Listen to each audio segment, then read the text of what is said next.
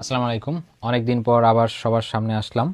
বছরের অনেকগুলো ভিডিও করেছি, কিন্তু শেষ অনেক দিন আর কোনো ভিডিও হয়নি। তো অনেক দিন চিন্তা করেছিলাম যে আসলে একটা ভিডিও দেই, কিন্তু বিভিন্ন কাজের ব্যস্ততায় ভিডিও আর দেওয়া হয় নাই। তো আজকে চিন্তা করলাম আজকে বছরের শেষ দিন একটা ভিডিও দেই। আপনাদের অনেকে ভিডিও পাচ্ছেন না। তো ভিডিও না দেওয়ার পিছনে যে মেইন কারণ সেটা হচ্ছে ব্যস্ততা। আপনারা জানেন যে আমরা যে প্রফেশনে থাকি এখানে যে ব্যস্ততা থাকে, এরপরে আমাদের অনেকটা অবসর থাকে, কিন্তু সেই অবসর সময়টাকে আমাদেরকে আবার অন্য কাজ করতে হয়, যার ফলে আমরা চাইলেও মানে আমাদের ওই যে অবসরটা আসলে থাকে না, ওইটা অন্য কাজ দিয়ে ব্যস্ত। যেমন আমাদের এই শীতে অনেক ছুটি ছিল, বাট আমি কোথাও ঘুরতে যেতে পারিনি, কারণ ওই সময় খাতা দেখা, রেজাল্ট তৈরি করা, মানে কোনো না কোনো কাজ ভাবে শিক্ষকদের এই তাদের একটা সার্কেলের মধ্যে সে তার জীবনটা আটকায় থাকে। তার ফলে আমি চেষ্টা করি অনেক সময় বেরোইতে, বাট অনেক সময় আবার ওই সার্কেলে ফেরত চলে যাই।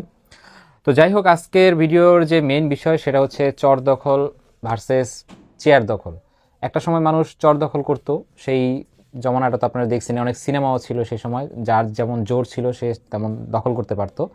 নতুন চর উঠলেই এই দখলবাজরা সেই চরটা দখল করার চেষ্টা করতো। তো এখন বর্তমানের যেই অবস্থা সেটা হচ্ছে চেয়ার দখল। প্রশাসনের এই সরকারের পরিবর্তন হওয়ার সাথে সাথে এই ব্যাপারগুলো অনেক ব্যাপক আকারে চলে এসেছে, এবং শিক্ষা প্রতিষ্ঠান এই ব্যাপারগুলো অনেক মানে গুরুতর অবস্থায় আছে। সেগুলো কেমন, যারা নতুন শিক্ষকতায় আসতেছেন, যারা জয়েন করবেন, তাদের জন্য কিছু টিপস বলবো আজকে, যে কি কি চলতেছে একটু জেনে থাকলে আপনার জন্য সুবিধা। আর এছাড়া আর কি কি রাজনীতির একটা ভিডিও করেছিলাম, শিক্ষা প্রতিষ্ঠানের রাজনীতি, সেটার মধ্যে আর কি কি ব্যাপার আছে সেগুলো নিয়ে আজকে কথা বলবো। চলুন শুরু করা যাক। তো চেয়ার দখল নিয়ে আজকে মূলত আমার ভিডিওটা, যে কিভাবে শিক্ষা প্রতিষ্ঠানে অন্যান্য প্রশাসনের অন্যান্য জায়গায় সরকার চেঞ্জ হওয়ার ফলে সব জায়গায় এই চেয়ার দখল ব্যাপারটা চলতেছে, শিক্ষা প্রতিষ্ঠানের ভিতরে যে চেয়ার দখল চলতেছে সেটা নিয়ে মূলত আজকের ভিডিওটা। একজন স্বৈরাচার বসের অধীনে কাজ করা সম্ভব, কষ্ট হয় বাট কাজ করা সম্ভব, কিন্তু যদি আপনার কলিগদের মধ্যে 4-5 জন স্বৈরাচার থাকে তাহলে সেখানে কাজ করা সম্ভব না, সেই জায়গাটা আপনার জন্য আরও দুর্বিষহ হয়ে ওঠে। আমরা অনেক সময় ভাবছি যে একজন চেঞ্জ হয়ে গেলে পুরাটা, আসলে সিস্টেমটা যদি চেঞ্জ না হয় আসলে একজন পরিবর্তন হয়ে খুব বেশি কিছু হয় না। তো শিক্ষা প্রতিষ্ঠানের মধ্যে কী কী চলতেছে সেটা নিয়েই মূলত আজকের কথা বলার ভিডিওটা। তো প্রথমে আপনারা একটু খেয়াল করবেন বর্তমানে হট টপিকস কোনটা, কোনটা নিয়ে বেশি মানুষ কথা বলতেছে। দেখবেন এই টপিক্সের মধ্যে একটা হচ্ছে প্রশাসন ভার্সেস অন্যান্য ক্যাডাররা, একটা তাদের মধ্যে একটা দ্বন্দ্ব চলতেছে, এবং এই দ্বন্দ্বটা ইচ্ছা করে একটা লাগিয়ে দেওয়া দ্বন্দ্ব, এবং এই দ্বন্দ্বতে 25টা ক্যাডার একসাথে হয়ে গেছে, এবং একটা ক্যাডার ওই, এবং একদল বলতেছে যে তাদের চেয়ার অন্যরা দখল করতে চাচ্ছে, আর অন্যদের বলতেছে এটা তাদের অধিকার। তো এখানে দুই পক্ষই কিন্তু আপনার যুক্তি দিতেছে, এবং আমি প্রায় তাদের যুক্তিগুলো পড়ি, তারপর কমেন্টে গিয়ে আবার তারা কি বিরোধীরা কি যুক্তি দেয় সেটাও পড়ি। তো আসলে বুঝতে পারতেছি, আসলে যেহেতু আমি ওই চাকরিটা করি না, তাই আমি এখানে কমেন্ট করতেছি না যে কোনটা ন্যায় কোনটা অন্যায়। বাট ওইখানে একটা জিনিস আমার ভালো লাগছে, সেটা হচ্ছে যারা মানে দুই পক্ষটাই একজোট হয়ে কাজ করতেছে। আপনি দেখেন সব, যদি আপনাকে কোশ্চেন করা হয় কোন পেশাজীবীরা মধ্যে কোনো ঐক্য নাই, আপনি এক কথায় বলতে পারবেন শিক্ষক সমাজের মধ্যে কোনো ঐক্য নাই। কেন? দেখবেন একজন পুলিশ, একজন আইনজীবী, একজন ডাক্তার, এদের একজনের গায়ে যদি কোনো আঘাত পড়ে পুরা সমাজ একসাথে দাঁড়ায় যায়।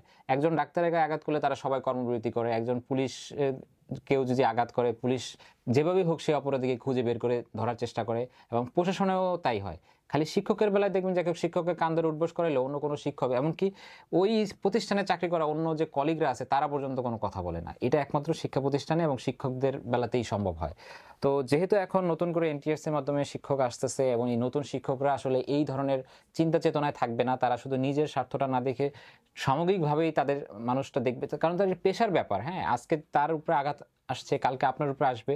সো এই ব্যাপারগুলো নিয়ে আসলে অনেকেই ভাবে না, অনেকে শুধু নিজের স্বার্থটা দেখে এবং ভাবে যে দরকার কি কথা বলার, বললে আমি আমার যে সুবিধাগুলো আমি পাই প্রতিষ্ঠান থেকে সেগুলো তো আমি পাবো না, মানে এরকম মেন্টালিটি থাকে। তো এইখানে যে রাজনীতিগুলো হয়, তো প্রথম হচ্ছে আমি বলছিলাম যে এখানে ক্লাস টিচারের একটা রাজনীতি আছে। যে ক্লাস টিচারের রাজনীতিটা হচ্ছে যে আপনাকে উপরের ক্লাস নিচের ক্লাস বিভিন্ন ক্লাসের ক্লাস টিচার নির্ধারণ করার ক্ষেত্রে অনেকে প্রধান শিক্ষক বা প্রশাসনে যারা থাকে প্রতিষ্ঠানে তাদের সাথে একটা সম্পর্ক গড়ে তুলে তারা একটু উপরের দিকে থাকে। এবং যদি আপনি ম্যাক্সিমাম আমার দেখা পড়তে 99% প্রতিষ্ঠানে আপনি যদি জিজ্ঞেস করেন যে আপনাকে ক্লাস টিচার কি ভিত্তিতে নিয়োগ করলেন বা আপনি কি ভিত্তিতে তাকে ক্লাস টিচার রাখলেন, দেখবেন যে তারা কিছু বলতে পারবে না, তারা বলবে যে উনি ভালো পড়ায়। তা আপনি যদি বলে যে আপনার কাছে কোনো ডকুমেন্ট আছে, আপনার কাছে কি রিপোর্ট আছে, যে রিপোর্টের ভিত্তিতে আপনি এটা কাজ করলেন, দেখবেন কারো কোনো রিপোর্ট নেই, কারণ রিপোর্ট তো তৈরিই করে না।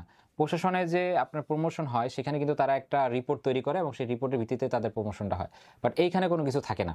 এখানে হলো তার মন জোগায় চলতে যে পারছে তারটা হবে বেশি, এবং যে একটু বিতর্কিত হবে তারটা পিছনে পড়ে যাবে, এরকম একটা ব্যাপার। দেখা যায় একজন টিচার 10-12 বছর ধরে একটা ক্লাসেরই ক্লাস টিচার হচ্ছে, তাকে আর উপরে প্রমোশন দেওয়া হচ্ছে না, আবার যে উপরে আছে সে উপরেই রয়ে গেছে, তাকে নিচে নামানো হচ্ছে না। বাট তার যে প্রোগ্রেস খারাপ, তার যে স্টুডেন্টরা ভালো করতেছে না, বাট এগুলো তারা আমলে না নিয়ে তারা কাজটা করে। সো এই ধরনের একটা রাজনীতি, ক্লাস টিচারের রাজনীতি, সেটা আপনি শিক্ষা প্রতিষ্ঠানে গেলে পাবেন।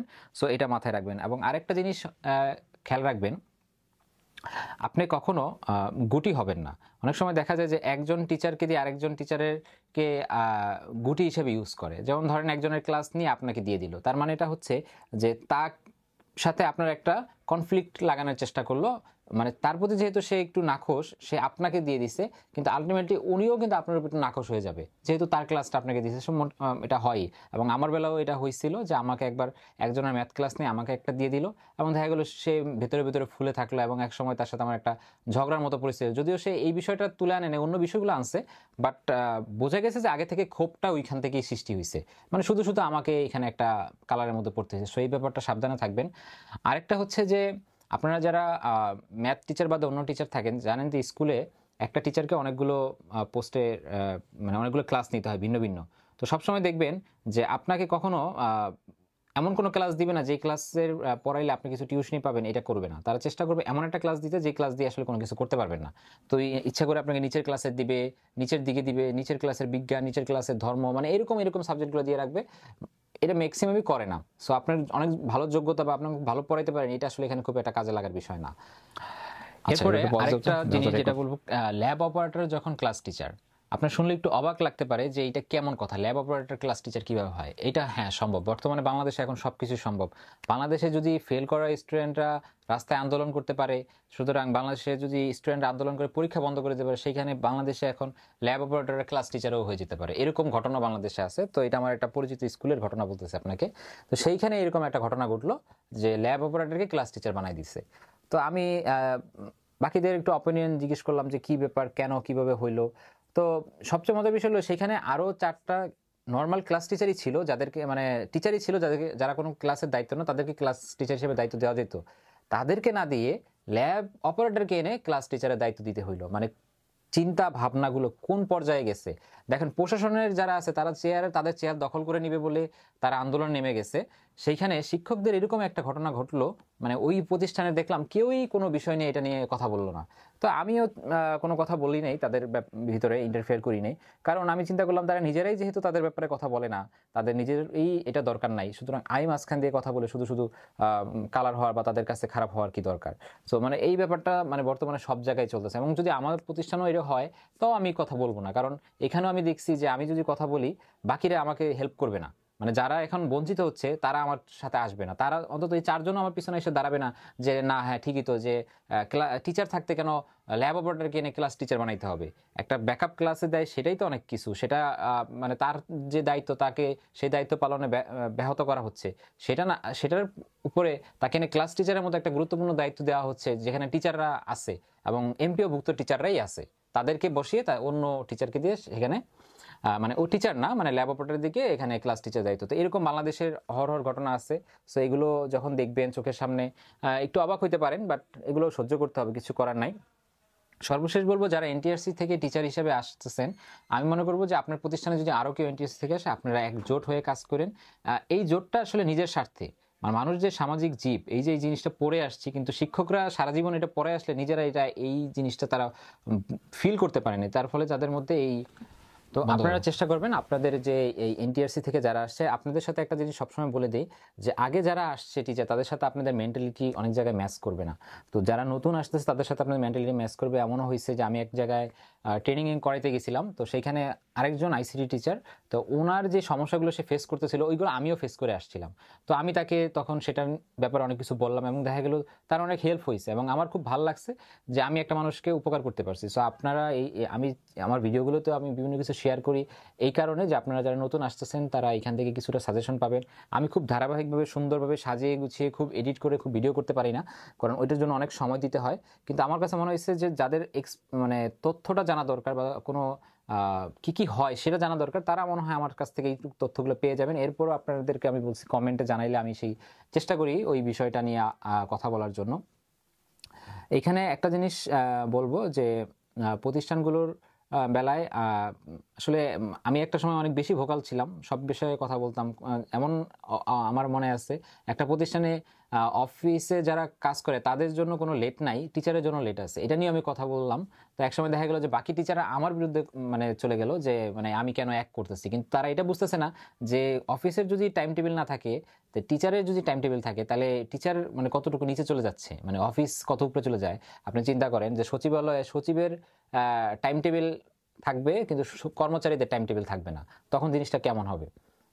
তো অনেকে আসলে এত দূর ভাবে না, এবং যেটা হয়েছে এখন বর্তমানে আমাদের কিছুই করার থাকে না। তো ম্যাক্সিমাম সময় চুপ থেকে হেসে বা এড়িয়ে যাওয়াটাই ভালো, যতটা কম শোনা যায়। কিন্তু এমনভাবে চুপ থাকা যাবে না যেখানে নিজেদের উপরে আসলে পড়বে, এবং একটা সময় মানুষ যেন আপনাকে কথা বলার সময় দুইবার ভাবে যে ওনাকে এই অন্যায় কাজটা তার সাথে করতে গেলে সে প্রতিবাদ করবে, এইটুকু যেন আপনার থাকে, ওটুকু প্রতিবাদ আপনি করবেন। না হলে দেখা যাবে যে আপনাকে অনেক একপেশে করে ফেলা হবে এবং দেয়ালে পিঠ থেকে যাবে। এমনও হবে দেখবেন যে অনেক কেস যে আপনার দুই পাশে দুজন বসছে, দুইজনকে খাবার দিছে আপনাকে দিবে না, এরকমও ঘটনা ঘটতে পারে, এরকমও কয়েকজন থাকবে দেখবেন। এগুলোকে আসলে খারাপ লাগবে, বাট ওইভাবে মাথায় রাখবেন যে এইখানে এইভাবেই চলে। সো যদি আপনার আরও কারোর সঙ্গী পান সেটা ভালো। ম্যাক্সিমাম আমি যেটা মনে হয় যে না পাওয়াটাই স্বাভাবিক, কিন্তু আপনি নিজের মনোবল শক্ত রাখবেন এবং সত্য কথা যখন বলবেন সেটার পক্ষে বিপক্ষে লোক তো থাকবেই, কিন্তু যেটা হবে যে তারা যারা ওই চক্রটা যে অন্যায় যারা করতেছে তারা কিন্তু এটাতে ভয় পায়।